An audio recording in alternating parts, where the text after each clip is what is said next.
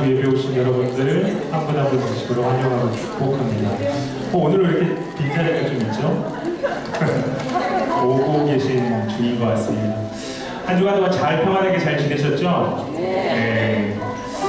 제가 이렇게 책상에 펴져 있는 거 보니까 제가 개인적으로 게임을 되게 좋아하거든요. 그 게임을 하고 싶은 생각이 막 지금 솟구치는데 나중에 기회가 되면 또 게임을 저희 지난주에 이렇게 조장님들 리더십들 수련회했는데 정말 그 간단한 게임을 했는데도 너무 이렇게 좋아하고 기뻐하시더라고요. 참석하신 분들 기쁘셨죠? 네. 저희 수련회 때, 돌아오는 수련회 때 제가 모든 분들 다 있는 데서 게임을 또 하도록 하겠습니다. 세워주시면. 네. 오늘 찬양 코티를 보면서 이런 생각을 해봤습니다. 저희가 어떤 것 때문에 이렇게 한 공간에 이렇게 모여 있는 건가? 그것은 바로 예수님의 그 사랑, 예수님 그 단어, 그거 하나만 생각하면 괜히 눈물이 흐르고 괜히 기쁘고 괜히 또 이렇게 가슴이 벅찬 생각이 또 많이 드는 것 같습니다. 그래서 오늘 처음 찬양은 우리 예수님의 그 능력의 이름, 예수님의 그 치유의 이름, 거룩한 이름, 이것을 우리가 먼저 힘차게 선포하면서 찬양을 했으면 좋겠습니다. 우리 마음에 강한 그 간절함을 가지고 우리 예수님의 이름을 강하게 우리 찬양으로 선포하며 찬양하겠습니다. 능력의 이름 예수. 예수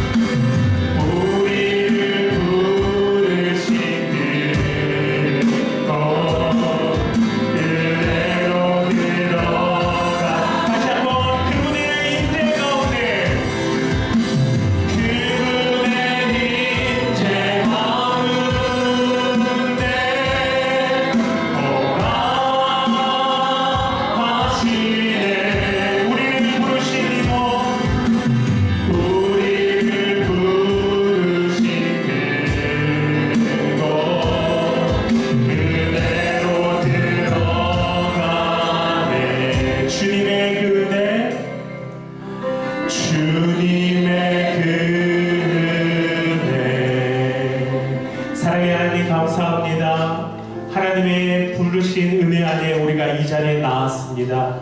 아버지 하나님, 주님께서 우리를 부르셨고 주님의 임재 가운데 우리가 나아가길 원하오니 이 예배 가운데 주님 흠양하여 주시옵시고 이 예배 가운데 하나님 기뻐 받으시는 귀한 찬양과 말씀과 기도와 은혜의 예배가 되게 하여 주시옵소서. 시작하는 처음 시간입니다. 마치는 시간까지 주님 홀로 영광 받아줄 줄 믿사오며 예수님의 이름으로 간절히 기도드리옵나이다. 아멘. 우리 살아계신 하나님께 감사와 영광을 박수드리겠습니다.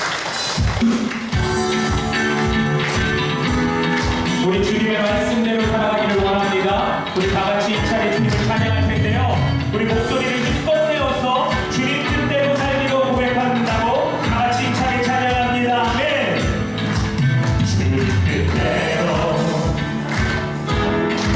살기로 했네. 주님 뜻대로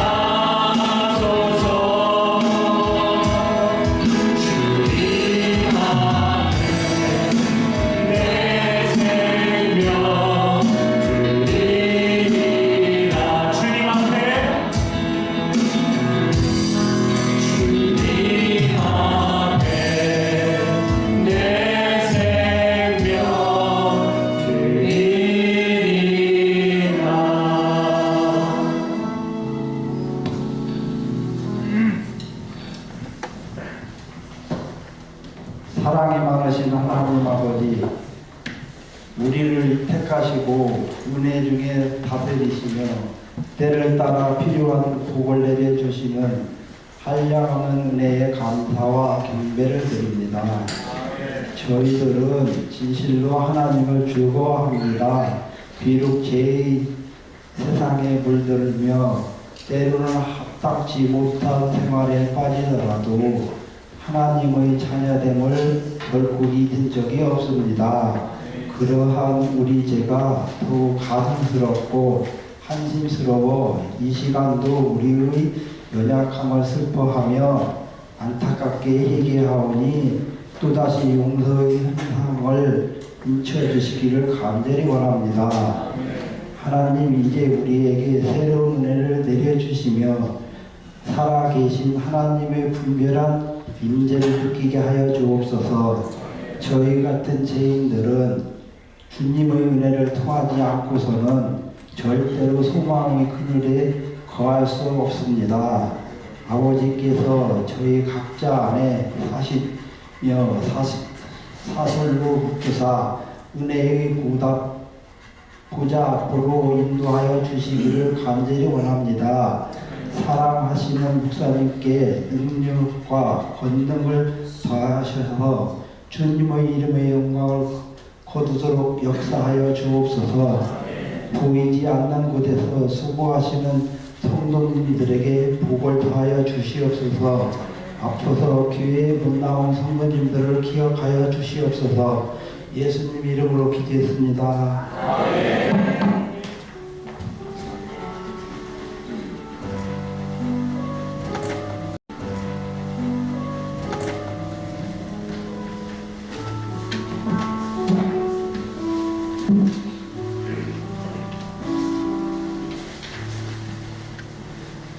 반갑습니다.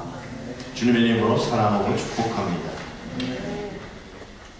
날씨가 많이 추워서 참 걱정했어요. 저도 너무 따뜻하니까 너무 추우니까 적응이 안 되는 거예요. 아무튼 건강 잘 챙기시기 바랍니다. 축복송 하겠습니다.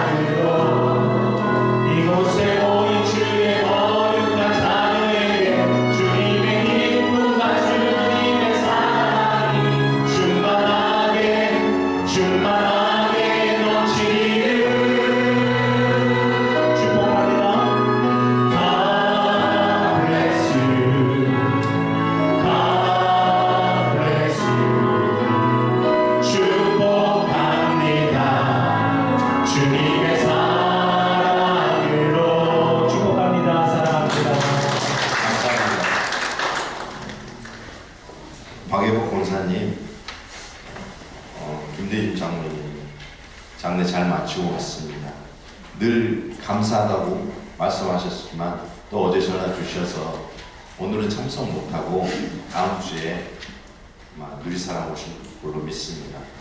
이번 주는 아마 아드님 그 교회에서 집도하셔가지고 어쨌든 그 아드님 교회에 가신다고 연락을 주셨어요. 그래서 참석하신 모든 분들에게 또 누리사랑 분들에게 감사의 말씀을 전해드리려고 저한테 연락이 왔어요. 또 우리 박희영 형제 손가락 전장이 됐었거든요. 저번 주에. 그래서 마음이 참 아팠는데 그래도 하나님께서 감사하게 다 접합해 주셔서 피도 좀 처음에는 2차 수술까지 했어요. 첫 번째 수술하고 또 피가 좀 안 되고 또 이렇게 껌껌해서 다시 2차 수술하는데 우리 주한 자매가 걱정이 참 많았어요. 저한테 전화해가지고 기도해 주시죠. 그래서 그냥 기도했는데 하나님이 온전히 만져주시라는 마음이 드셔서 참 감사하고, 그리고 오래간만에 우리 이전수 집사님 나오셨는데 네, 요즘 건강 어떠신지. 늘 투석받고 힘들어하시고 또 어떤 분이 기증하게 되면 어느 날 또 그 날짜에 수술하게 되신다고 늘 기도 제목 내주셨는데 생각날 때마다 기도해 주시고, 우리 박명주 총무님 3주 만에 오셨는데 어디 2주입니까? 아 2주입니까? 또 오늘은 우리 장로님도 대표기도가 대전에 있어서 이 자리에 참석 못하셨고, 이훈대 집사님 늘 일정이 바쁘세요. 누리사랑에 정말 사랑을 쏟으세요. 근데 오늘도 일정 가운데 오늘은 빠질 수가 없어가지고 오늘 참석 못했습니다. 우리 아까 황미영 형제님이 자기가 많이 뵀는데 다 처음 같은데 저를 바라보는 그 눈빛이 살아있습니다. 하나님의 은혜인 줄 믿습니다. 자, 오늘은 저번 주에 복음이라는 제목을 저번 주에 전했죠. 오늘은 복음의 빚진 자에 대해서 오늘 말씀을 전하려고 합니다. 기도하고 시작하겠습니다. 그렇습니다. 하나님, 우리가 살아가는 것, 그게 하나님의 은혜임을 압니다. 주어진 삶 가운데 먼저 주님이 주신 은혜로 살 수 있음을, 또 능력으로 살 수 있음을 고백합니다. 이 시간 하나님의 위로가 필요한 자, 이 시간 오셔서 볼을 덮으시고 구원의 증인이 되는 은혜로운 시간 되기를 원합니다. 아버지 함께하여 주시옵소서. 오직 이곳에 주님의 영광만이 나타나기를 소망하며 감사하며 거룩하신 예수님의 이름으로 기도드립니다. 아멘. 그렇습니다. 바울은 무엇보다도 다른 말에 앞서서 감사의 말씀을 전하고 있습니다. 감사를 받으시는 분은 하나님이시라는 거죠. 여러분 믿으십니까? 그래서 감사를 받으시는 분은 오직 하나님이시라는 거죠.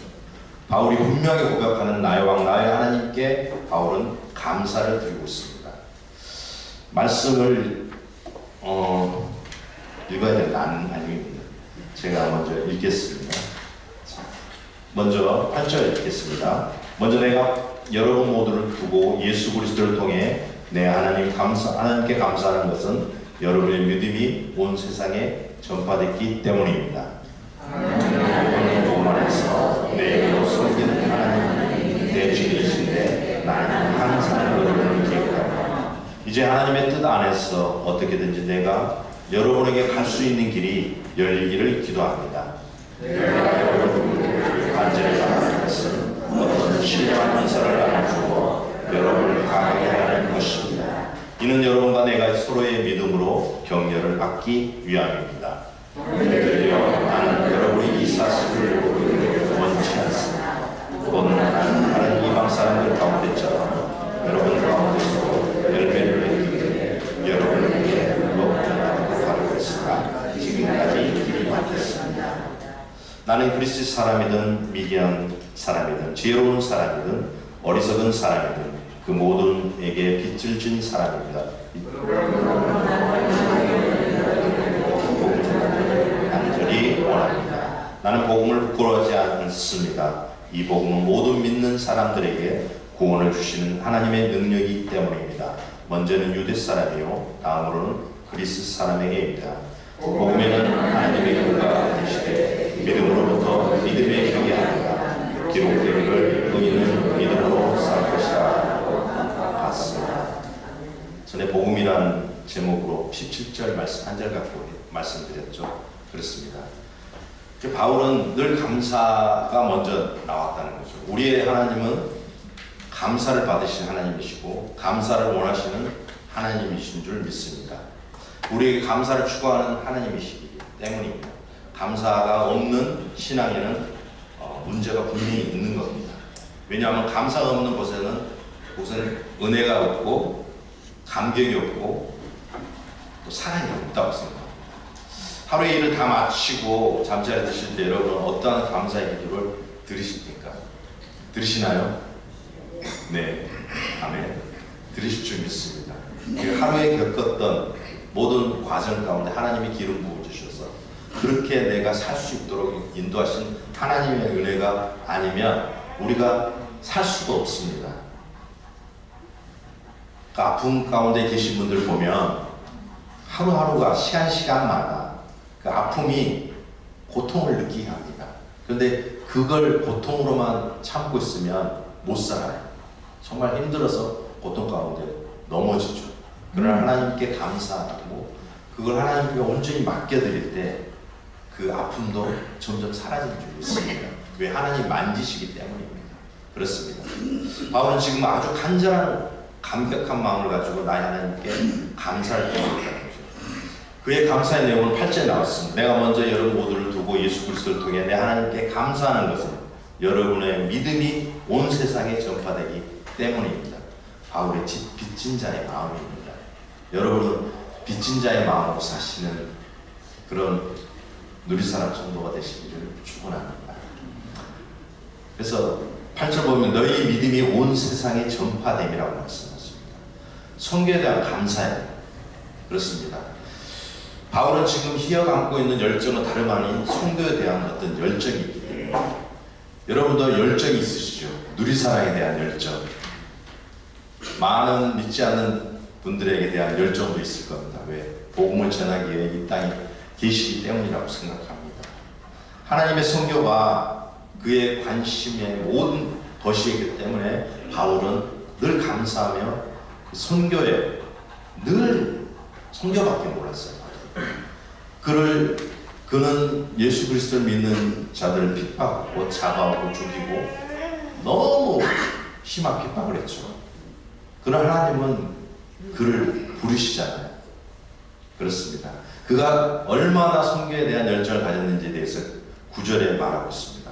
9절에 하나님의 아들의 복음 안에서 내 영으로 섬기는 하나님이 내 증인이신데 나는 항상 여러분을 기억하며. 그렇습니다. 바울은 내 하나님께 감사드린다고 했고 여기서는 내 심령으로 섬기는 하나님이라고 하나님을 말하고 있습니다.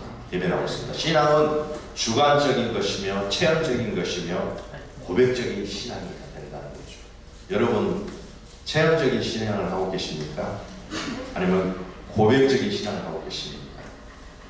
그렇습니다. 바로 내 하나님이라고 내 심령으로 섬기는 하나님이라고 주관적인 체험을 고백하고 있어요. 우리의 신앙도 주관적이고 체험적이고 고백적인 그런 신앙이 된다는 거죠. 그렇습니다.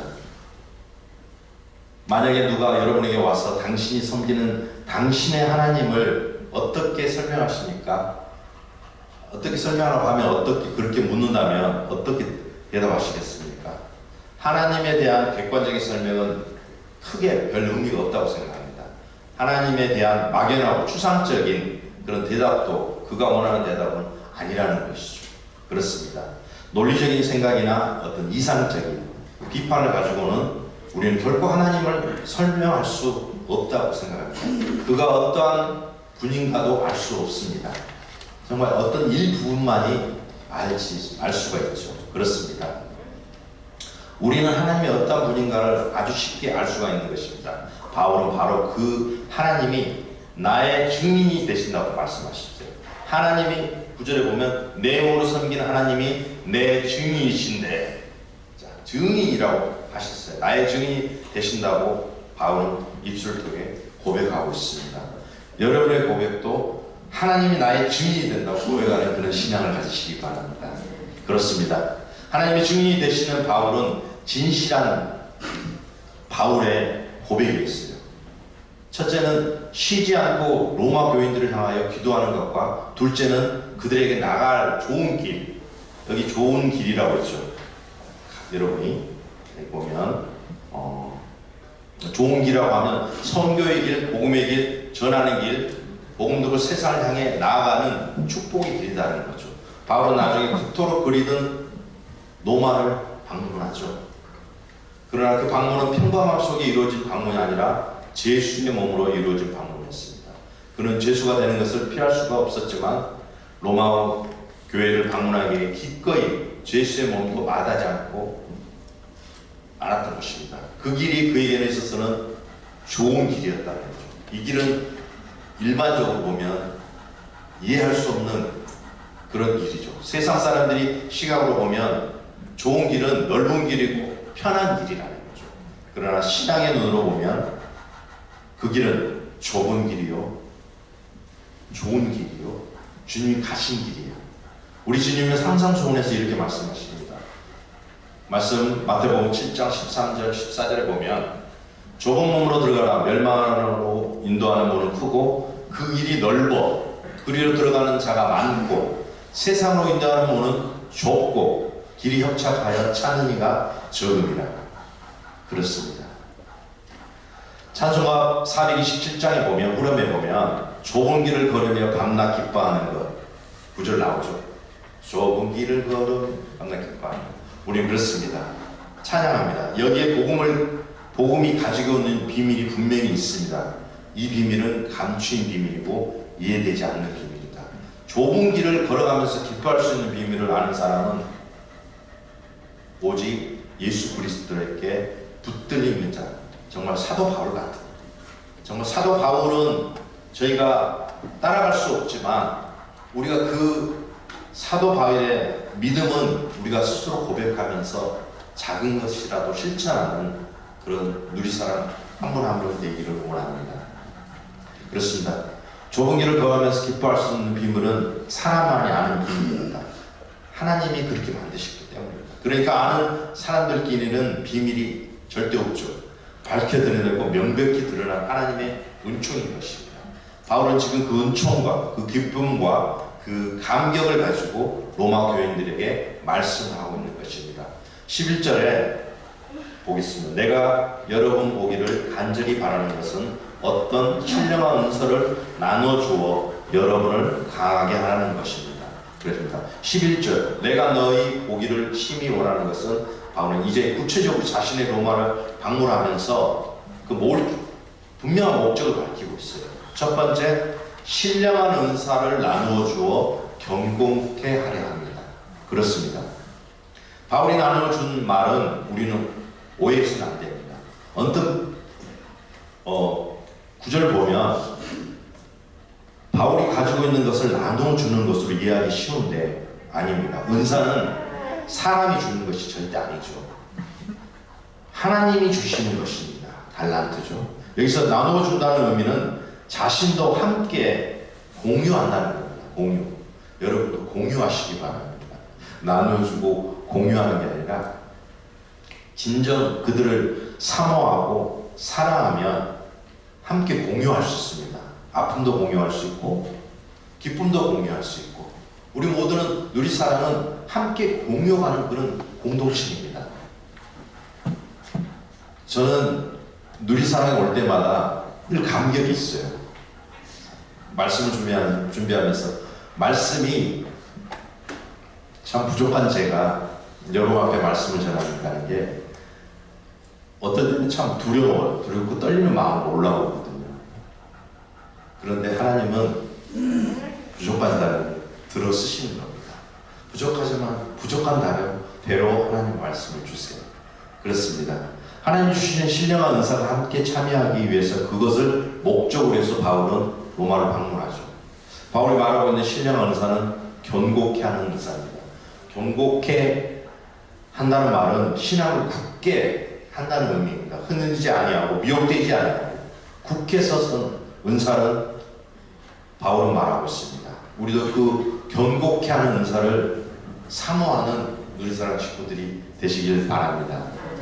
우리는 우리의 집을 결코 모래 위에 짓지 않으려고 늘 생각하죠. 만약에 모래 위에 산집을 짓는 사람이 있다면 그 사람이 제정신이 아니라고 생각할 겁니다. 왜냐하면 무너져 버릴 것이 뻔하기 때문이죠. 평상시에는 몰라도 비가 오고 창수가 나고 정말 많은 폭풍이 몰아치면 여지없이 무너져 버리기 때문이라는 거죠. 우리가 알고 있기 때문에.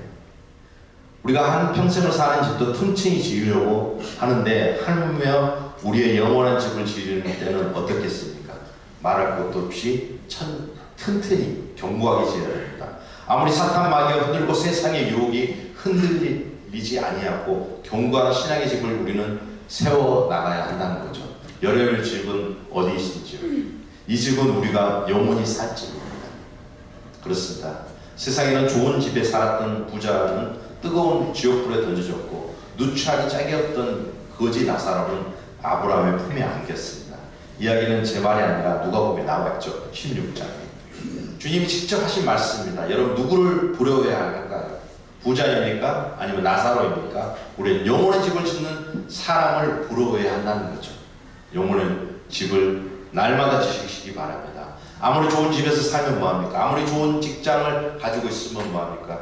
영원의 집을 짓지 않으면 아무리 이 땅에서의 삶이 풍족할지라도 하나님의 나라에는 그 집이 필요 없다는 거죠. 나의 모든 걸 다 내려놓고 하나님의 집에 거하는 영혼의 집을 지으시기 바랍니다.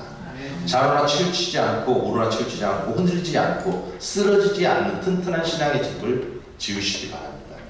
자, 두 번째는 너희와 나의 믿음을 인하여 피차 안위함을 얻으라고 합니다. 그렇습니다.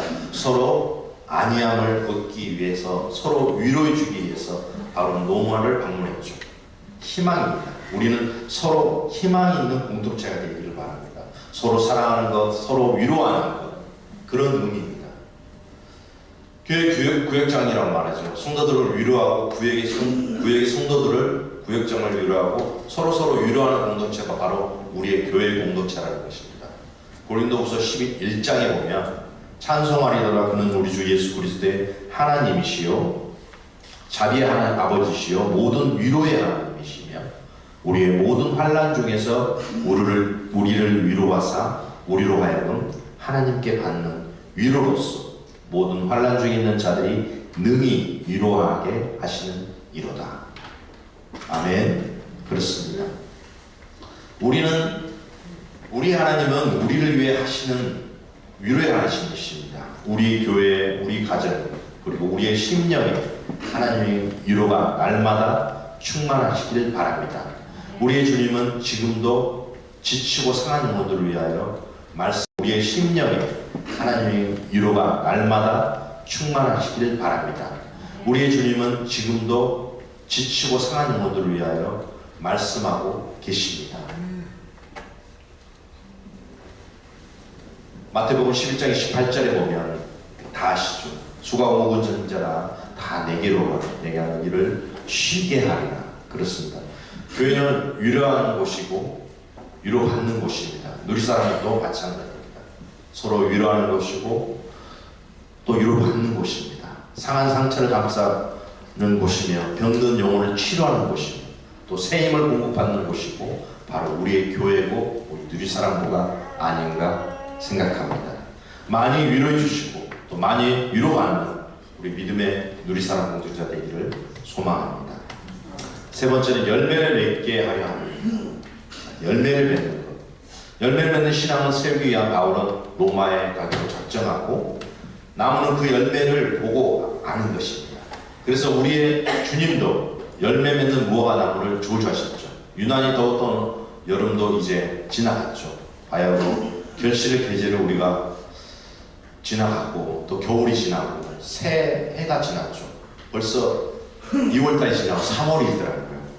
참 세월이 요즘 연세 드신 분들 전부 다 연세가 많으신데 날짜 가는 게 무서울 정도로 오직 하겠어요. 연세 드신 분들은 그런 생각을 해봅니다. 그래서 월요일 지나고 화요일이 지나면 수요일이 지나면 일주일 그냥 가는 것 같아요. 그렇게 느끼시죠? 네. 그래요. 그래서 예산에는 그 사과나무가 있습니다, 분명히. 그리고 사과나무가 크고 맛도 예산 사과 알아주죠? 드셔보셨어요? 예산 사과. 또 어디 경북 얼음골 사과라고 있죠. 그래서 그렇습니다. 사과도 크고 맛도 좋습니다. 여러분이 만약에 사과나무를 심고 1년 내내 거름주고 농약도 치고 정성을 다했어요. 만약에 사과나무에 사과나무가 열리지 않는 여러분 어떻겠어요? 실망하죠. 실망하시죠? 실망 안 하실 것 같아요? 우리 김성 목사님 늘 밭에다 뭘 일구시죠. 감자, 뭐 본인이 캐시면서 너무 만족을 느끼십니다. 우리도 그렇습니다. 어떤 사과나무를 심었을 때 열매들 열려도 먹지도 못할 것들만 열린다면 어떻게 하시겠습니까? 그래도 사과나무를 이뻐하시겠어요? 그렇죠. 어떤 사과나무는 이미 나한테로부터 미움을 받았죠. 그렇습니다. 더 나아가서는 그냥 뽑아버릴 것 같아요. 제 심적으로 열매가 안 맺으면 결국은 찍어서 불에 던지고 말 것입니다. 그렇습니다. 그러나 풍성한 열매를 맺었을 때는 그 사과를 인정하게 하죠. 그렇습니다. 여러분도 그런 풍성한 열매를 맺는 사과나무처럼 열매 맺는 모든 분들이 되기를 소망해 봅니다. 따라서 말할 것도 없이 우리는 신앙의 풍성한 열매를 맺으면서 살아야 한다는 것입니다. 그렇습니다. 그런데 어떤 분들은 신앙의 열매 맺는 것이 대단히 어려운 것으로 생각하고 있습니다. 또는 아주 겸손하여서 제게 무슨 열매가 있습니까? 라고 말하는 것도 있습니다. 이 말은 겸손한 말이 아니라 모르겠어요. 각 사람을 통해서 이루신 하나님의 영광이 너무나 큰 상입니다. 큰 상은 이미 하나님 앞에 받으신 줄 믿으시기 바랍니다. 지금 복귀에 지킬 판인데 열매가 없다는 말이 도대체 무슨 말일까요? 열매는 어려운 것이 아닙니다. 열매는 당연한 것입니다. 내가 열심히 심고 물주고 거두는 이는 예수 그리스도라. 여러분들이 열심히 심고 물주면 그 열매를 거둬가는 분은 예수 그리스도인 것임을 아시기 바랍니다. 믿으시기 바랍니다. 요한복음 15장에 보면 다 아실 겁니다. 하늘과 우리들의 하늘 아버지와 주님의 관계를 포도나무 농부에 비했죠. 그렇습니다. 나는 포도나무에 너희는 가지 내 안에 내가 저 안에 있으면 이 사람은 과실을 많이 맺나니 나를 떠나서는 너희가 아무것도 할 수 없습니다. 그렇습니다. 사도 요한은 고백하고 있죠. 여러분의 고백이 그런 고백이 되시기 바랍니다. 하나님과 접붙인 정말 하나님과 떨어질 수 없는 그런 누리사랑 한 분 한 분이 되시기를 소망해 봅니다. 바울이 가지고 있는 신학의 개념 중에 아주 중요한 것 하나가 있습니다. In Christ, 즉 그리스도 안에라는 개념입니다. 우리는 그리스도 안에 아주 쉽게 그리고 넉넉하게 열매를 맺고 기뻐도 하고 승리도 하는 삶을 반드시 산다는 것이 그의 믿음의 고백이었어요. 그렇습니다. 우리는 내 힘으로 세상을 이기려면 힘도 들고 그리고 많은 불가능이 있습니다. 율법은 우리에게 구원을 주시지 아니하신 것입니다. 나는 할 수 없으나 우리 주님은 예수 그리스도는 이미 승리하셨다고 세상을 이겼다고 말씀을 통해 선포하고 있습니다. 따라서 우리가 그리스도 안에 있으면 우리는 무조건 승리하는 것입니다. 이미 예수 그리스도는 십자가의 죄와 세상의 어두운 권세 잡은 자들을 이기셨기 때문입니다. 이제 우리는 세상과의 싸움이 아니라 나 자신과의 싸움을 이기시기 바랍니다. 그래서 즉 예수 그리스도 안에 거하느냐 그의 밖에 나가느냐 싸움인 것입니다. 내가 날마다 죽는 싸움을 해야 하는 것입니다. 나를 죽이는 것이요. 바울은 늘 그렇게 고백했습니다. 이것이 바울을 통해서 오늘 로마서에 제시하는 하나님의 복음입니다. 지금 우리에게 주시는 하나님의 말씀이 것입니다. 이 복음을 전하고 싶은 열정으로 바울은 자신이 복음의 빚진 자라고 고백하고 있습니다. 여러분도 복음의 빚진 자이십니까? 그렇습니다. 이 세상에 살아가는 게 하나님이 우리에게 주신 그 달란트대로, 은사대로 살아가면서 복음의 빚진 자로 날마다 삶을 통해 하나님께 영광이 되고 주님의 축복의 통로로 쓰임받기를 소망해 봅니다. 우리의 죽었던 영혼을 주님께서 살리시셨고 당연히 나에게 임할 죄의 형벌을 우리 주님께서 처절한 고통 속에서 죽으심을 받으신 것입니다. 우리는 모두 하나님께 빚진 자입니다. 복음에는 하나님의 의가 나타났을 믿음으로 믿음에 이르게 하나니 기록된 바 오직 의인은 믿음으로 말미암아 살리라 같으니라. 그렇습니다. 마지막 10절입니다. 그렇습니다. 우리가 어떻게 살아야 되는지 정말 복음의 빚진 자로 이 땅 가운데 어떤 모양으로 어떤 모습으로 하나님 앞에 살아야 되는지를 오늘 말씀을 통해 여러분과 저희가 나누었습니다. 그렇습니다. 우리는 어디를 가나 빛의 자녀로 살아갈 때 그 빛은 여러분을 통해 비출 겁니다. 정말 보석 같은 그런 누리사랑 한 분 한 분 되시기를 소망합니다. 축원합니다. 기도하겠습니다. 그렇습니다. 말씀을 마음에 세우고 복음에 합당한 삶을 살아가기를 소망하는 누리사랑 한 분 한 분 이 시간 기름으로 축복하시고 세상의 빛과 소금의 역할을 감당하는 하나님의 능력 주신 그 능력대로 주신 달란트대로 하나님 복음의 빚진 자로 살아가기를 합당한 삶을 살아가는 한 분 한 분 되시기를 간절히 기도드립니다. 아멘. 찬양하겠습니다.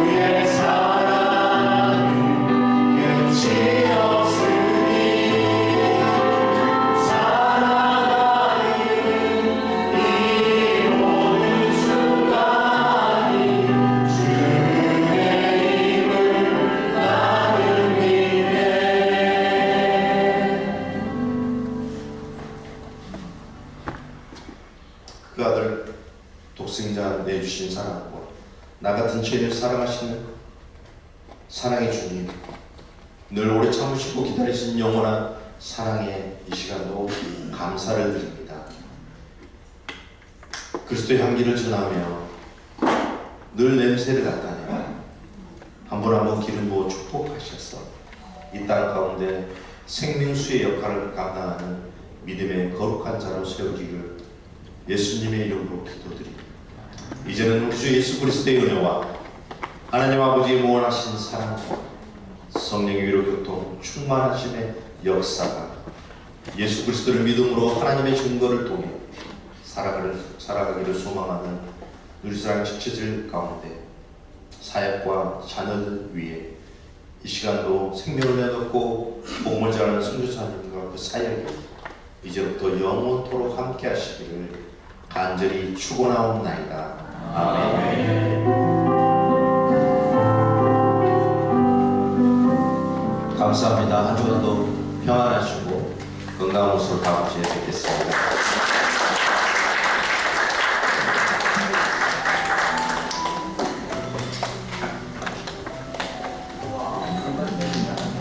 자, 지금 50분 좀 넘었는데요.